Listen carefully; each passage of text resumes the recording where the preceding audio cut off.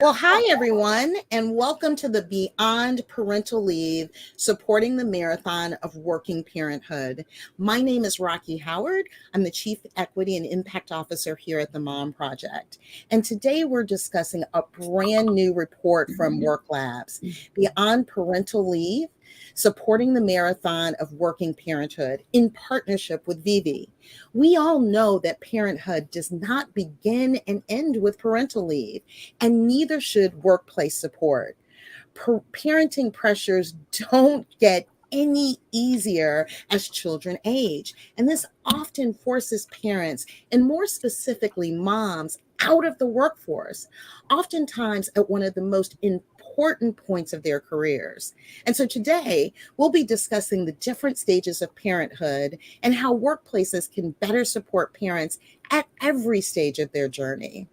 And after the webinar, viewers are going to walk away with tips for employers and managers on how to best support working parents through every stage of their journey. Let's meet parents where they are to better retain them at critical phases in both their careers and parenthood. And we will also talk about how you can become an advocate for parents in the workplace. And we will try to have time for questions at the end. So please do us a favor, add any questions into the comments. And if by chance we don't get there, we have so much rich content today, we will follow up with you via LinkedIn. But before we get into the research, I would like to have our panelists tell us a little bit more about themselves and what they do. So Pam, let's start with you. Great, thanks, Rocki. My area is social psychology, and I head up Werklabs, which is the wholly owned research division of the Mom Project, who I've been with since we started a little over 6 years ago. And I have one son who is now 22 years old, who I raised as a single parent. Lauren. Hi, everyone. Thanks for having me. I'm Lauren Hobbs. I'm the Chief Marketing Officer here at Vivvi. We're an employer-sponsored childcare company based in New York. And I'm a mom to a 7-year-old daughter and a 4-year-old son. So I think that puts me around like a third of the way through the marathon portion of parenting as we're talking today. I love that. Lisa. Hi, everyone. I've heard the marathon never ends, though. Probably not a bad thing. My name is Lisa Dallenbach. I'm with TheSkimm. Apologies, I put just Lisa there. It's Dallenbach. I'm the Chief People Officer at TheSkimm, so I oversee all things about our employee experience and really helping do everything we can to help them thrive in what they came here to do, both from a work perspective and their overall career perspective. And for those of you that don't know TheSkimm is a digital media company. And our goal is really to succinctly provide women the information, and men, we have some very dedicated male readers as well, the information they need to make confident decisions. So hopefully we're giving them that information so they can live their smartest lives, make their decisions. And for any of you that know our brand, we'd like to throw in a little bit of fun, a little bit of shopping here and there as well, right? So that's what we do and who I am. I'm thrilled to be here. Happy to have you all. It's so excited to bring you all together today. Lisa, I can tell you the marathon absolutely doesn't end. I am a mother of 4, 20 to 32, and I am still on the track, right? Yeah. So, I forgot to mention that. I have 3 children and 2 dogs. I think you got to throw them in there too. I need to add dogs. Yeah. Need to add the fur babies too, right? Yes, fur babies. So mine are 19, 18, and 15. So I don't know, maybe I'm on phase 3, but they're all different. So I know we're going to talk a lot about that today. What we need differs along that journey. For sure. Well, I'd love to get started. And Lauren, where I'd love to start is I'd love for you to dive more into the background of the partnership. Yeah, absolutely. So about a year ago, actually, I spoke at the Mom Project's first Comeback Summit where Rocki, you emceed, and I was so energized by that conversation and listening to all of these women and men talk about employers who wanted to hire moms, moms who had maybe taken a pause or shifted their career, and wanted to get back into the workforce. And I started really having this realization that there was a conversation missing about supporting working parents for the entirety of this journey. And another component of this is that your team, Lisa, TheSkimm, had just launched their Show Us Your Leave campaign, which did this incredible job of shining a light on, I think, what parents need at the very beginning or the sprint. But just like we've discussed, anyone who's a parent or supports a parent or who has a parent on their team knows that there's this entire marathon that ensues after parents come back from leave. And so I just became really curious about why no one was really talking about that quite as much. And then second, I had a hunch that if we better understood that marathon, and we, I mean, everyone on this call, from all of us presenting, business leaders, managers, providers, employees, everyone in the audience, that we could really create change for parents, especially in this very specific moment coming out of the pandemic. So much change in the workforce, so much financial reconstruction right now. So I started talking to the mom projects and got introduced to Pam and Werklabs, and together we connected with so many different people of all different industries, all different stakeholders, employees, ERG leaders, et cetera. And our research really spanned nearly a year. And in the end, it turned out that over 5,500 people took the time to respond to this survey, which was just incredible, more than any other survey that their team had ever fielded.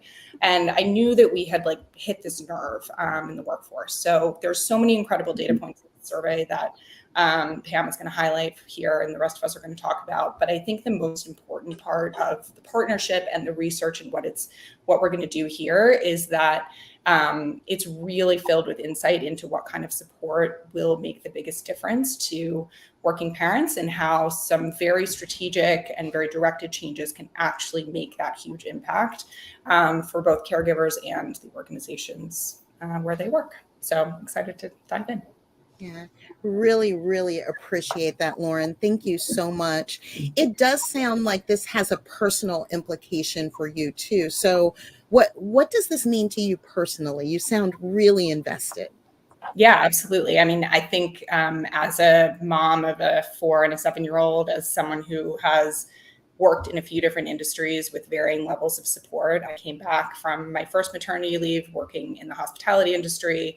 I pivoted to work for myself for 2 years and started my own consultancy while I had my second son, and then really had to think about that again when negotiating for my role at Vivvi, and what I needed from a flexibility standpoint or from a support standpoint was totally different than what I needed when I was coming back to work after my first daughter in a different type of environment. So I just think, as we've all mentioned, we're all moms of different age children. It just really evolves over the course of your personal situation, your work situation, your managers, et cetera. And so I'm so excited to have this research firsthand to really highlight those points where employers can better support over the course of the journey. Well, and we're so excited at the Mom Project to be connected with Vivvi and to have worked together on this study. And so I'd love to have Pam dive deep into the research. Pam, tell us, why did Werklabs take this on? And what do you think is the importance of this type of research being released right now? Well, at Werklabs, our research has really long focused on the needs of working parents. And we know that when organizations support parents, they thrive. As Lauren pointed out, so much of the conversation around working parenthood focuses on parental leave. So the goal of this research was to understand how organizations can support working parents as children really grow beyond just the early stages. And we began, as we usually do, by conducting qualitative phone interviews with moms of children of all ages to better understand how their needs and how their experiences as parents changed over the parenting life cycle. We recruited interviewees from the Mom Project community and also from Vivvi, helping us connect to parent ERGs and from their partner companies. The results of the qualitative interviews are then used to create a quantitative survey, which we fielded to the Mom Project and Vivvi communities in October. As Lauren pointed out, there were more than 5,400 responses, and the vast majority were moms. Yeah, that survey actually attracted the most respondents we've ever had in a single data collection period. So you can see how important this is. And I think a lot of times parents feel as their kids get older that they're not any less in need of services and support from their companies, but they don't necessarily have them and they don't necessarily have the voice for them. We asked respondents about their experiences as working parents, including childcare benefits, flexibility, compensation, advancement. And we also asked parents about their overall satisfaction as working parents, their expected productivity, the likelihood of staying with their employer, and also the likelihood of recommending their employer. Loyalty is really critical. We constructed a measurement model that identified which questions best hung together to identify key drivers of working parent satisfaction. And then using predictive analytics, we define the impact of each of these drivers on working parent satisfaction, and crucially, the impact of working parent satisfaction on key outcomes. And that means that we can really show that working parent satisfaction is absolutely causally linked to productivity, retention, and recommendation. So just a few things about this study really stand out to begin with. First, the report really validates our initial motivation for the research. We found that access to parenting related benefits does indeed drop off steeply after that first sprint stage. For example, while 41% of respondents said they had access to parental leave, which is still fairly low, only 4% said that they had access to things like tutoring assistance.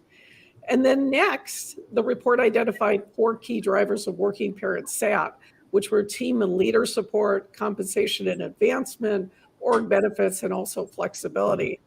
And while each of those is important, team and leader support emerges as the most impactful factor. And that was a really fascinating finding because it underscores the importance of culture. Yes, flexibility is necessary and absolutely essential, but without a culture that's authentically supportive of working parents, it really falls flat. So that's really a summary of the major findings. Wow. Without a culture that's truly supporting working parents, everything else falls flat. I think that deserves repeating and highlighting. But when we talk about having a culture for working parents, it really does start with show us your leave, right? And Lisa, TheSkimm did an incredible job with the hashtag show us your leave campaign last year. And that really got companies talking about their responsibility to their employees. The campaign prompted nearly 600 companies and organizations to publicly share their leave benefits, to bring greater transparency and insight to paid leave policies, especially in the private sector. And it really sparked a broad conversation about the importance of paid leave. I know that your benefits go far beyond parental leave. So can you tell us, how do you philosophically think about creating a culture where working parents can build their careers? And how do you actually put that into practice? We'd love to hear more and learn from you. Sure. And yeah, that team did such a great job with Show Us Your Leave. And what was really such a moment for us was that we had so many people that reached back out to us and said that they were then able to take that information, which is why we did it, right? We asked people, show us, what is your leave policy?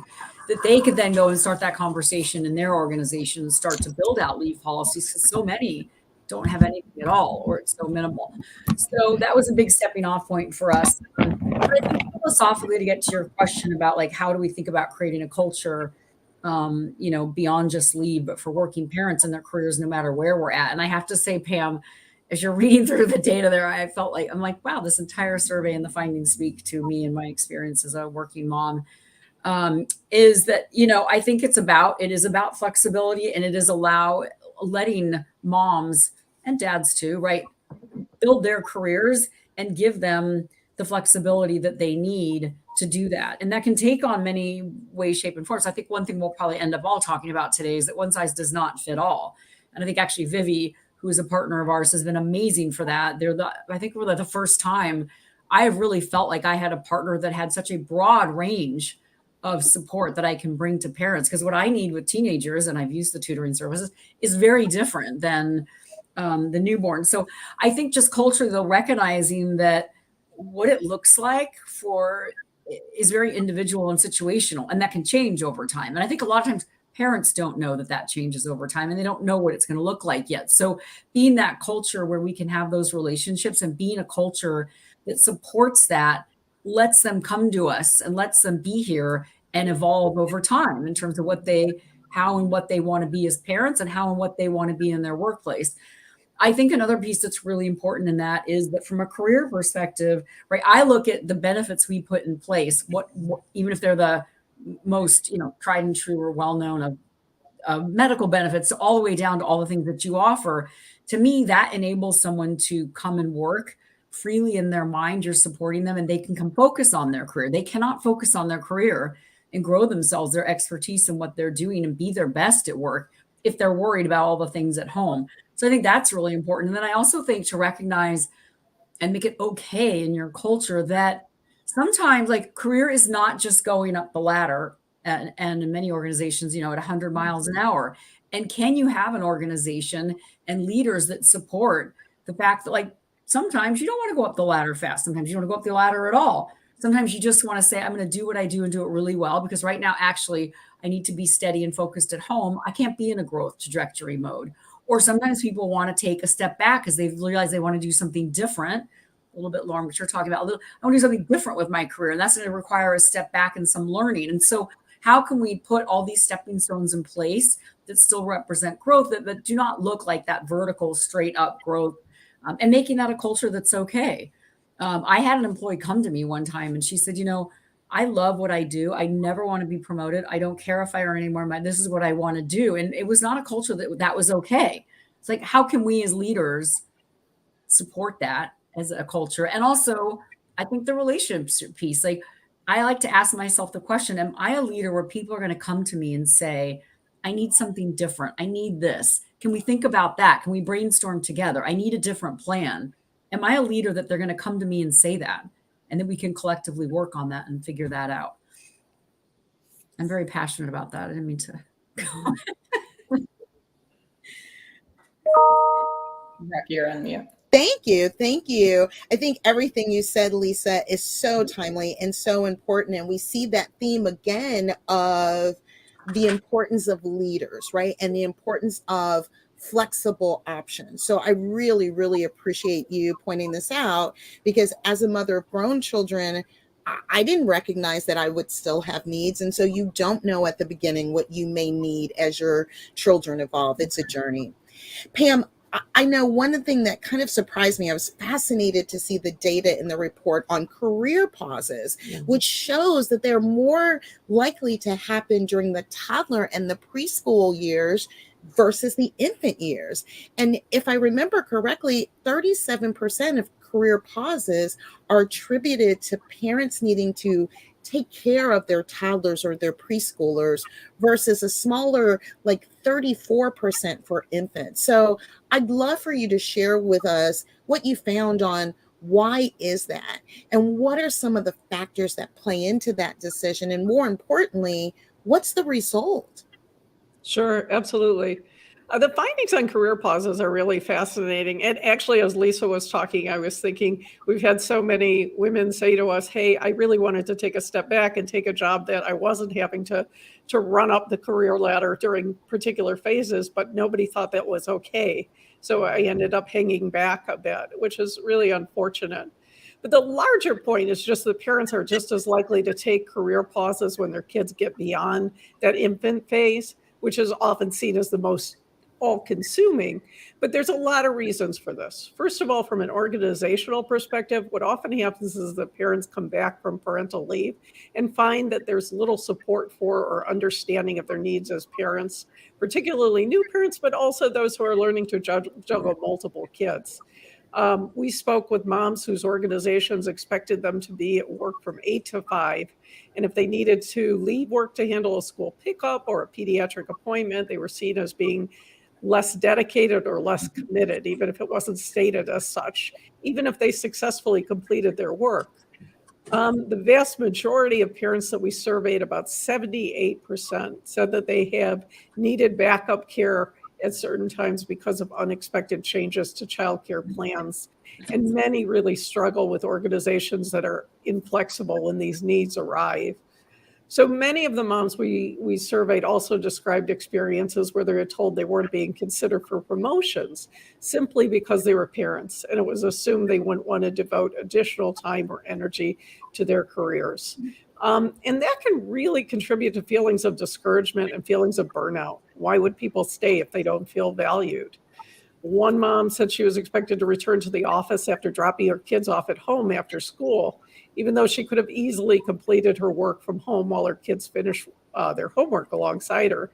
And then she eventually decided to take a career pause when her older kid moved up to middle school across town from her younger child's elementary school. And then the time it took to travel, yes, became absolutely overwhelming. So, as you know, this is a really familiar story and one we've heard in many variations during this research and other research. Parents often wind up taking career pauses not just because they can't perform their roles, and sometimes not at all because they can't perform those roles, but because their organizations don't give them the flexibility or support to do so alongside their parental responsibilities.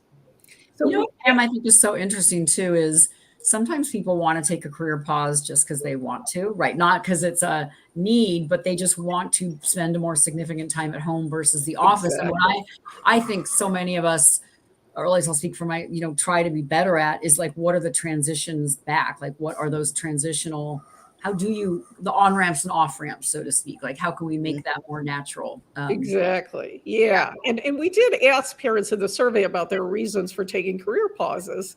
And we were able to see that the reasons really shift as kids grow too. For parents of younger kids, the cost of childcare definitely figures heavily. Is it worthwhile for me to work? For parents who had older kids, though, when they took their career pause, oftentimes mental health concerns and work culture really mattered more. And by understanding why parents take career pauses, as you said, organizations can tailor solutions to them. The consequences of career pauses can also be really detrimental to careers and overall earning potential. We found that parents who take a career pause are 30% more likely to say they lost out on a promotion due to parenting, and 24% more likely to say parenting has negatively impacted their compensation. So that's really part of a broader conversation, farther reaching than this one. But there's two conversations. One is about parents who take career pauses because they don't feel they have much of a choice. And that's something organizations can help prevent in various ways through benefits, flexibility, supportive culture. And then there's one about parents who choose to take career pauses because they want to. But either way, parents shouldn't be penalized or taken less seriously for having taken a career pause. It's just part of the life cycle. And allowing people the space for these pauses engenders much greater loyalty and longevity among employees. Yeah, I think one of the things too, Pam, that you're talking about, and that's so interesting, is like thinking about all of the effort and time and money that from the employer side and from the parent side to get through that initial sprint, and whether they took parental leave, they came back, they're reorganizing their work life, and then to know that the most impactful aspect of how they will feel supported and stay is that team and leader support and everything, Lisa, that you talked about.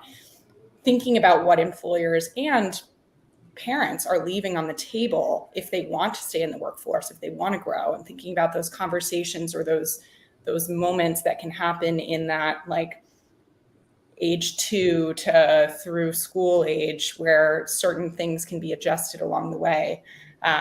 I don't know. There's such a lost opportunity there that I think there's actually so much that can be done.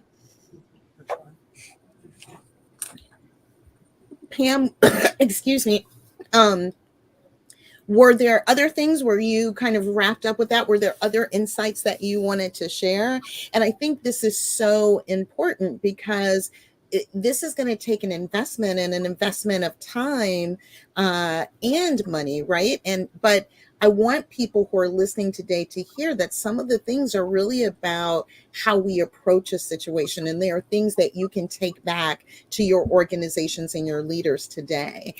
So I'm going to ask again and remind people, if you have questions, please make sure to put them in the chat, and we will try our best to answer those as we get further into the hour. So Pam, are there any other things that you think are really important to share about that kind of transition in time?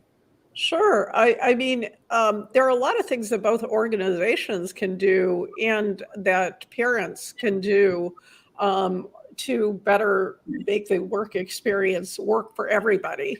I mean, one of those things is really to cultivate an organizational culture that supports flexibility and flexible needs. And there's a lot of different ways that organizations can do this. One is communicating with employees regularly to understand their needs and understand that those needs will change over time. The ability to self-advocate on the part of employees is really important.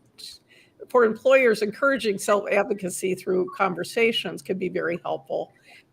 Ensuring that parents understand that they can ask for what they need without being penalized or without being seen as less dedicated or hardworking. In fact, the opposite is really true. So again, it's kind of cyclical and it's kind of circular because both need to take part of that. But also creating a back to work transition plan for post-parental leave is absolutely essential. Asking parents returning from leave how they're feeling, explicitly welcoming them back, letting them know that they were missed, having them take someone on a retour of the organization, meeting people who might not have been there when they left, and giving them sufficient time to reacclimate is really critical. We found that the first month is really critical for particularly returning moms. A lot of times it can take 4 to 6 weeks to really start feeling like you're able to do your job again and also parenting at the same time. So give people a chance. We know that the early years post-parental leave is that stage when organizations are most likely to lose parent employees. So put extra care into that post-leave experience. The small things can make such a difference. And then we haven't talked much about this, but parent ERGs, employee resource groups, are another important piece of the puzzle. In our research, we found that parents of kids really of all ages find ERGs to be similarly useful. They offer a sense of community and camaraderie, and they can serve as a valuable resource in raising awareness of working parents' needs and also communicating those needs to leadership so that you don't have to do it by yourself. But despite this, only 15% of the surveyed working parents were members of parent ERGs. So for employees, we say create or join a parent ERG. But for employers, provide meaningful support to parent ERGs. Enable employees to take time for ERG meetings and events. Don't make them all have to be non-working hours where it may be almost impossible for people to attend. Create space on Slack or other workspace platforms. Provide some funding to bring in speakers or host events. Create communication channels for ERGs to voice working parent concerns to leadership. Again, a community is always very helpful. And then I'd say that career advancement is another extremely important area here. So many parents, especially moms, describe being held back because their managers and colleagues, again, assumed they wouldn't want to take on additional responsibilities or be considered for promotions. And in fact, just over half of surveyed parents said their compensation and or their career advancement that had been negatively impacted by parenthood. And this was more common among moms than dads, as you might expect. And then finally, ensure that the path to career advancement isn't hindered by parenthood. Ascertain employee career goals by having conversations around career planning rather than assuming what those goals are. That might sound obvious, but just doesn't always take place. Those assumptions are far more common. And Lauren, I would imagine that you have a few things to add to that as well. Yeah, I mean, I think one of the stats that I was struck by so completely is that, for employers, I think it starts with it, again, acknowledging that parents have these unique needs and then offering them benefits that align with those unique needs. So one of the stats that I was most struck by is that respondents answered that PTO is the most commonly used solution for backup care. But I mean, let's be honest, PTO is not a childcare benefit. One of the survey respondents even said, I use up all of my annual sick leave by August due to frequent illnesses and requiring my child to stay home. And I think that's more relevant than ever this winter when parents have been pulled from the workforce in droves, like even more than pandemic due to frequent illnesses. And thinking about backup care and really that access to, or in the case of non-remote workers, on-site care really acknowledges way more specifically than PTO that you are seeing your employees, you're meeting them where they are with the benefit that they need, and not creating stigma and burnout and pulling your parents out of the workforce when they're forced to use PTO. And then I think for working parents, really asking about benefits during your interview process. And Lisa, I'm curious to hear from you about that interview process and how you both market your benefits internally, but then also what parents feel comfortable asking for, because I think that can be an uncomfortable conversation, but one that we should all celebrate, and making sure that employees really, whether they're prospective employees or existing employees, have access, and then also the support to actually use these benefits so that they grow and that they feel cared for. Yeah, I mean, we have a culture that really starts absolutely at the top, which you hear people say it all the time, but it makes such an enormous difference of your personal life is first and critical. No one is going to come in and do a great job at their job, so to speak, if their personal life is in array or that's worrying them. So that's sort of fact number one, that as a culture, we and we really are very true to our benefits. So we have unlimited PTO, and there is no stigma about taking that PTO there. And this gets into having a strong performance management culture, right? There's no worry. There is very much a culture here, like, do what you want. Like, you'll do your job, you'll get it done. If performance is an issue, that's another issue. But we sort of extrapolate the two, meaning take whatever you want. We know you'll take care of the job. I think something that's really interesting I want to share that we do, and hopefully many of you can think about how you might implement this at your organization. We have something called Sacred Time. And Sacred Time is the ability to put on your calendar at any time, as often as you want. It's called, you put Sacred Time. It's for anything. It can be to go take your kids to the dentist. I need to go. You can put it on there repeatedly. You can put it on last minute. It can be for yourself to get physical activity. It can be for your own doctor's appointments. It can be for you to go take a walk, whatever that is. And that is untouchable time. And it is time that's not questioned or asked, what is it? Or what's that for? Right? Meaning like, oh, I have to justify why I'm taking sacred time. And people do not touch that and do not book over that. And so that's another way that just gives people a little bit of room to breathe. I think there's just points on this parental marathon that you just need to be able to breathe and know you can do it because you have the support of your leader and you're in a culture that can do this and you have these other different benefits there. Certainly, we do talk a lot about Vivvi, which for any of you that are not familiar with them, really, like I said, is the first time I felt like I've been able to offer all of my parents, including myself with teenagers, right down to the babies, a wide range of choices in terms of parental support. Some need the support at home. Some they need their children at daycare facilities and they need help there. There's all sorts of different, they have the wallet options. So I can really say I've got this benefit for you. Now you go customize that, whatever makes sense for you in your parental journey, and you can change it over time. So I think those are some of the things that we really talk about when we're interviewing candidates. So again, I think it's having benefits that are hard, as well as the culture and the leadership that is supportive of that. The only thing I'll add to that, and I think we can even do a better job of this at TheSkimm, but I really think about when people come back from parental leave, that it's almost like they're new employees, like new hires, right? They got to get used to it. They have to get in the schedule. And the biggest thing that I always really check in with our new hires and the managers after about 60 days, that's when people forget they're new. Now they have all this information. They're juggling and parental leave come back, like they're juggling the schedule and this and that. And now everybody forgets they've been out. And you got to really just take some time to let them get back up to speed and get in their groove. I personally felt like it took me almost a year. And that was with only one before I really was like, I got this, I'm doing this. It's a long time. Like, how can we keep, and I do agree with both of you, Pam and Lauren, that when you can put that in place, you get absolutely the best out of your employees and the retention with them, because you've really learned how to partner together to make the work happen in an amazing way. and make life happen in an amazing way. And if you can do that together with someone, you will be together for an extended period of time. That's my belief. Wow. Lisa, I'd like to kind of keep the conversation going because we've gotten such amazing takeaways from the three of you all. And I know that there are people right now that saying we are in the middle of an economic downturn and I can't afford to add benefits right now. But Lisa, so much of what you said, sacred time, I love that idea, really is about adding supports and not necessarily about benefits being costly. So I'd like for you to kind of talk to us about how do you still signal and commit to your people in an economic downturn?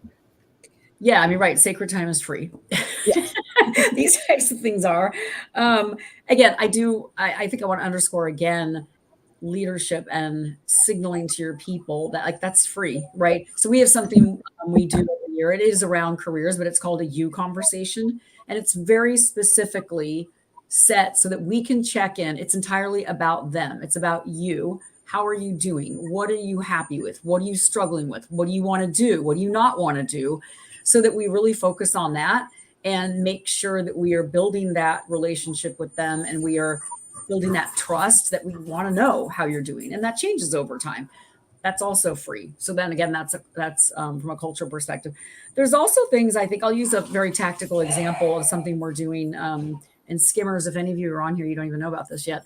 But for example, wellness is so important to us. And when I look at wellness, I look at it across 4 pillars, which is, I look at it across, there's your physical wellness, there's your spiritual wellness, there's your social wellness and your financial wellness. And what can I bring? I've got a lot of contacts. My organization has a lot of people. Like, well, who can I bring in to talk and help us learn and grow and evolve our thinking around these 4 pillars of wellness?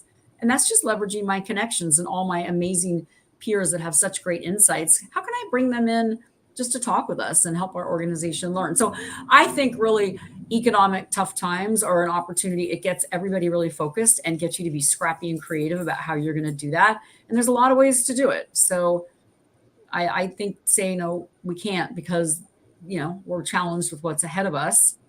I think it's more a call to like, let's get creative and see what we can do. And for employers to feel and employees to feel empowered, knowing that it doesn't end. It doesn't end with compensation and benefits. Those are actually less important in the worker satisfaction than the team and leader support and flexibility. So it is just really interesting to reprioritize and not let the negatives drag you down, but to see those opportunities. Yeah. I'll say one other thing that we do fairly often here, we do it in an expansive way and smaller, is we survey the organization quite a bit, because I think it's important to say, like the you conversations, it's very individual, but to make sure your organization knows you are listening and you want to hear from them, right? We always say we can't implement everything, but that's for us as a people team, that is entirely what we use to then plan what we do and where we focus. And so I think that, again, sends a message, a very important one to your culture. It says, we want to hear from you and we're going to put in place benefits, right? And how we got to Vivvi was hearing from all the different parents that work for you. So I think that's important as well. We've talked a lot during this time together about flexibility. And what's interesting is in the report, we found that flexibility, while it's an important driver, is not necessarily the most impactful contributor to working parent satisfaction. So Lauren, Lisa, I'd love to hear, what does flexibility mean to you? And maybe how has that definition changed over the last 2 years, right? And is there a line for you in terms of when you consider flexibility as an actual benefit? Maybe, can I just start out, even though I was the one person named, I apologize. No, I'm sorry, Pam. I shouldn't have excluded you. No, I just wanted to say, sometimes when something is not considered the most impactful driver, like flexibility, it's because it's considered an ante to get in the game. So in other words, it's so critical that it's got to be there in some form or fashion. But flexibility in the absence of respect for flexibility or support really falls short. So I always like to point that out first and foremost. It doesn't negate any responses to the criticalness of other things, but it is one of those things that, like with airline safety, you assume that an airline is safe. And you kind of take that as an ante. Everything else falls away if it's not. And similarly, flexibility is absolutely essential in today's lives. But in the absence of having support for that flexibility, a great deal of harm can be done. So with that, I'll be quiet and let Lauren and Lisa answer. No, that was such important context, Pam, because you're right. It is an expectation, right? It is the qualifying to get in the game. So Lauren, Lisa, do you want to tag on? I mean, I think that is an amazing point, because actually a year ago, and what spawned a lot of this research was that my talk last year with the on this conference was with Lauren Smith Brody, and it was about how to get flexibility at work and keep it. And so I think it is amazing to see how far many companies have come in the last year in thinking about that, delivering it, offering it, and for employees to be asking about it. But I think beyond that, now managers are realizing the importance of their own voice in those more individualized conversations, where flexibility might be more of a blanket policy, or like an offering that is not necessarily totally defined for every company, but the need to define that, the need to have support around it and guardrails around it makes it that more usable benefit. And then I think, this is also a really important time to bring up non-remote workers. Flexibility is not possible in many, many jobs, especially companies that we work with, hospitals, and other first line teachers, et cetera. And so not everyone has a flexible schedule, but pretty much everyone has a manager or a boss or someone that they talk to at work. And I think that's where, again, we can get more, I'm trying not to use the word flexible because it's a different meaning, but more creative about different offerings for different people, and really being able to employ those conversations and ideas that, depending on the parent's stage of parenthood, depending on their job, et cetera, different things need to be employed at different stages. But Lisa, I'm curious to hear what you think. No, well said. The only thing I'll add, of course, we're very much talking about parental leave, but what I think flexibility means, it's not just parents, it's having options in your life and not feeling like your job is the thing that has to encompass everything and that you don't have any choices in how to manage your life and things that you want to do. And I've actually had, dads come to me, or men come to me and say, I need time off because I need to go. I had someone who needed 3 weeks off because, believe it or not, his wife was a finalist in an eyelash competition and he needed to work remotely for 3 years. So like, the point is, life happens all around us and life should happen all around us. And the richness in your life is what you bring to the job and makes you better at the job. And the more we can do that, to me, is the flexibility, is the culture and the options, so that people feel empowered to say, oh, well, I can reshape this way and do this, so I can still get my job done. And that allows me to also do this over here. So I have choices, I'm empowered, versus saying, well, I can't because I have to work. So to me, that's what the flexibility is about. And sometimes that's very individual and situational with a manager and a leader. It's also, to me, about a culture that tries to do that. There's certainly some roles you can't, and you have to just kind of understand that. But I think overall, that to me is what flexibility means, is that empowerment to be able to make some choices. It's not totally black and white. The empowerment to be able to make some choices. I think that is so important for us to remember. Lisa, thank you so much. And right now, what I'm going to do is I'm going to empower some audience questions, right? So let's get to a bit of the Q&A. If we have time, Lauren, I'd love to come back and pick up about remote work, but I want to make sure that we have the opportunity to be able to answer some of our audience questions, right? So I think I'm going to start with this one, and it says, any insight as to why employers are so hesitant to offer part-time work?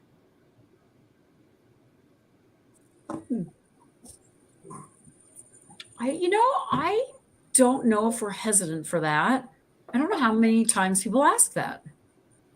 I haven't had a lot of people ask that in my career. I mean, I think the only hesitancy I would point out is can the role that you need to have fulfilled at your organization, can it be fulfilled in a timely manner, right, with the part-time? But I would always be open to that. I mean, it's interesting you say that because I have not had in my actually whole career that many people ask for that.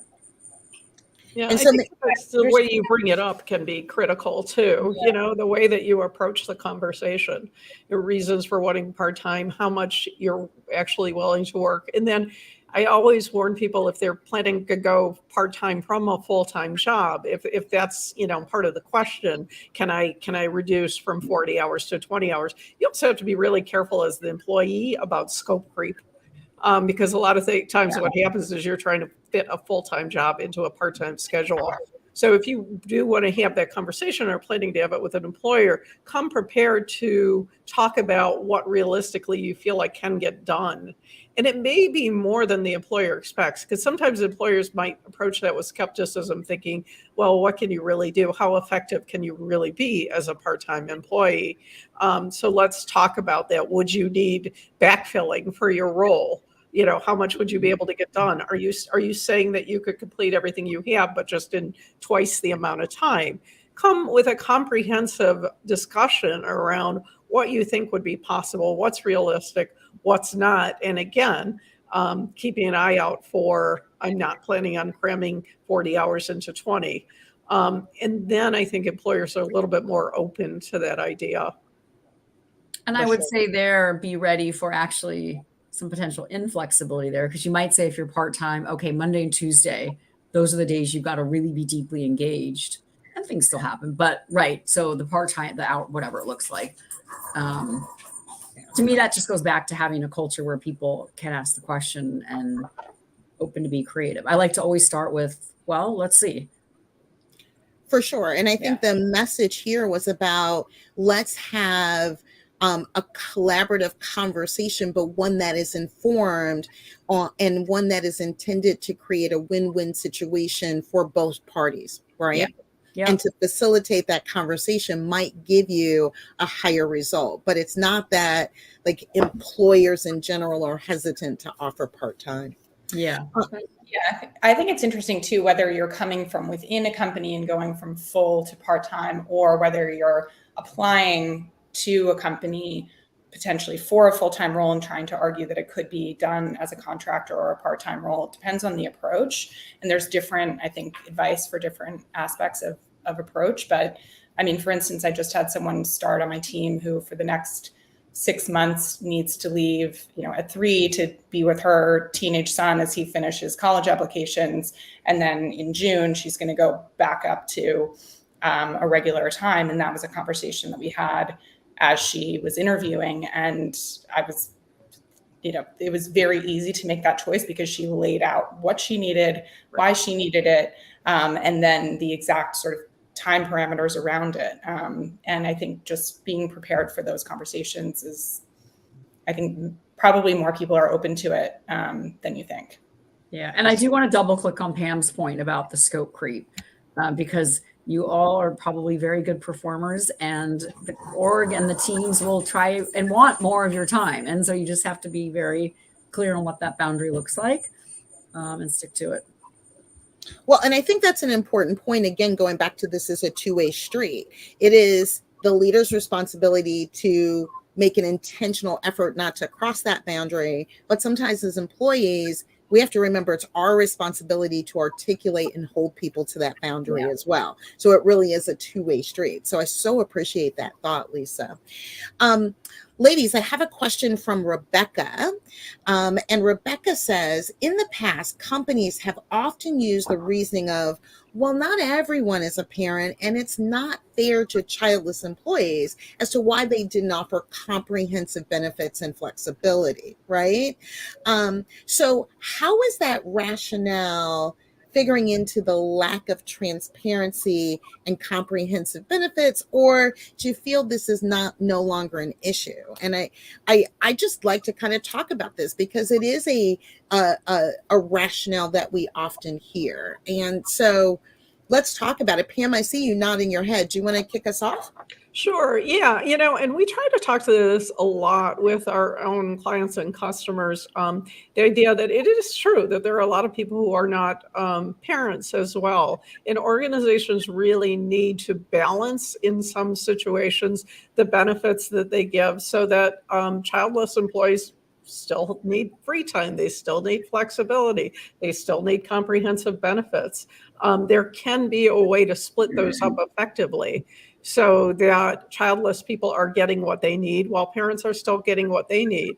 What you don't want is to build a lopsided organization where all benefits fall to one or the other. There was a time period where the only people who, where childless people were really feeling put upon because they were always expected to work overtime. They were always expected to do the extra because they didn't have children. By the same token, parents don't really have an option. You have to be there to pick your kid up from daycare at a certain time or to drive them somewhere. So it's incumbent on a company to make everybody happy, to provide those benefits where it can sometimes say, yes, we might expect a childless person to be able to be a little bit more flexible in these areas, but let's also let them take time in these other areas so that they also feel valued and they also, can participate in these benefits. The benefits may look somewhat different.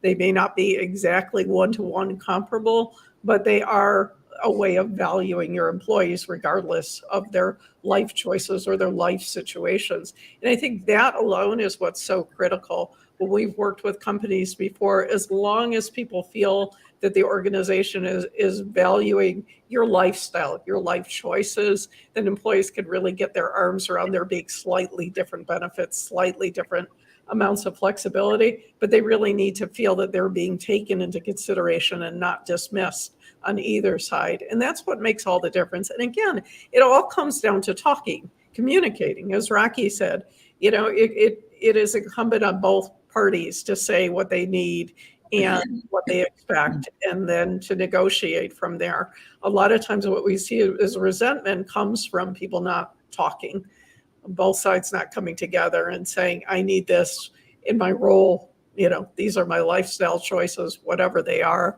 or not even explaining, but I need these things. And the organization coming back with what they're able to provide, and then people can make informed choices. I think that's so well said, Pam.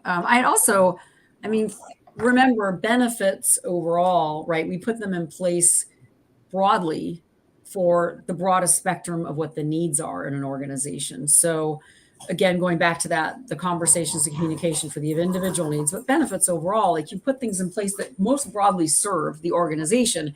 And I would encourage any of you out there who, if your company has surveys and get in there and let them know what you need.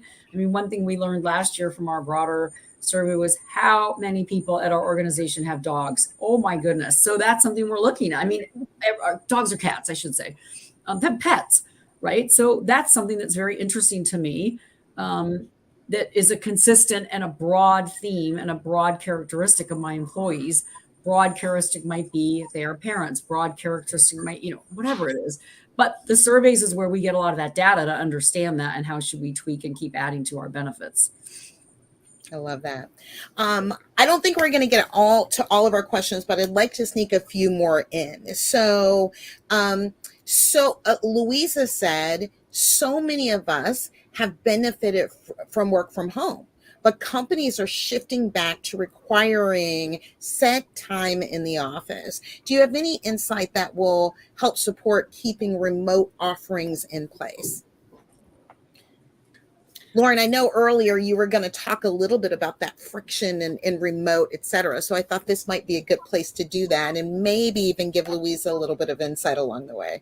Yeah, I mean, I think this is a little bit different than that because I think there's some jobs that absolutely cannot be done remotely. And so for those jobs, it's a different set of requirements and it's a different set of conversations. But for jobs that once could be, or company policies that once could be completely flexible and have shifted into a less flexible or less work from home position, I think again, and I mean, I feel like we're a little bit beating a dead horse, but I do think that this gets back to individual manager conversations, and that if you in your role feel and know that you were able to do your job fully remotely, or 4 days a week remote, or 3 days a week remote, whatever, and now you're being asked to come in 2 to 3 days or what have you, I really think those are individual conversations with your manager and working with your team to say, okay, within our roles, can we make this work so that it works for both personal, but then also whatever professional idea is going towards wanting people back into the office. And I think from the employer side, people have many different reasons for wanting people back in the office. So again, like Lisa said, initiating that conversation and asking a few more questions about what are the most important aspects of what they're trying to achieve, and maybe being a part of a conversation around what are some other ways that we can achieve that, because they might not have thought about that exact, your combination of ideas too. So I think there's, it might feel uncomfortable at first, but I think not employers and employees have an obligation to not create blanket policies, and then also not to accept blanket policies if there's another way that you think it can work out. Yeah, I think people can really point to the fact that they've been productive across a time period as a remote worker by showcasing some of the work they've been able to get done in lieu of commute time, and other hard facts that really tend to speak to employers who maybe, in some case, just kind of knee-jerk reacting to the need to reopen an office. Some real solid evidence of work that's been able to be done while remote can really go a long way to keeping remote offerings in place. And if not totally remote, then some kind of a hybrid offering, some flexibility. We've been finding a lot of people have been saying that they were kind of dragged back to the office, but then they found that like 1 day a week or 2 days a week in the office really wasn't so bad, that they kind of enjoyed it. So a lot of times there's a compromise, and employees can also say that they're willing to compromise. They're willing to come in, like, for example, for meetings or when there's other people there that they need to join, but maybe work from home on other days or when certain things are happening.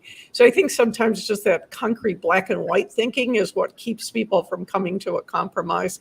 But when they can get together and get creative, there really are a lot of ways to solve for that and keep some faction of remote. And for some people, all remote. For some people, hybrid.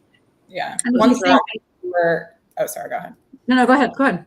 One small thing that we've started implementing is we were realizing that with people in and out of the office in different days, we didn't have as much time for just socializing. And so we've started implementing periods of time during certain meetings that we call chit chat. And it's just social. And it's been a really nice way, because we do have some employees that are fully remote, and then some in New York that are working more of a hybrid situation. And so I think like asking those questions about, to your point, Pam, too, like, do you work in client services and you need to be in person for certain meetings, or is there a specific, quarterly social thing that you need to be at, or is it 1 week that your entire team is in and you need that collaborative time? Just asking more questions, I think. For sure. Pam, Lauren, Lisa, I just really want to thank you so much for joining us today, sharing these wonderful insights. There's so many critical nuggets, and we love learning more about this data, and we love learning your tips and tricks on how employers can support parents at every step in the journey.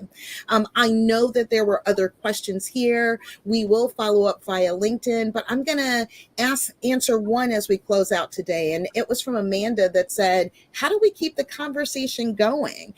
How do we expand on the community?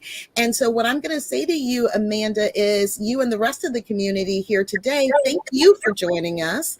And we'll hope that you'll also join us next month for the Comeback Summit. It's going to be February 21st and 22nd. It's going to be 2 days of really disruptive ideas, groundbreaking insights from industry top leaders. We'll continue continue the conversation with Vivvi. We're going to have live interactive sessions. You're going to see inspiring keynotes, the opportunity to network and form new connections. I'm going to host that event, so come back and have some fun with me that day. We're going to pop the registration link into the chat box and join the Mom Project community, because we will keep the conversation going. Thank you again for joining us today, and everyone have a great day. Thank you. Thanks, Bye, everyone. everyone. Bye.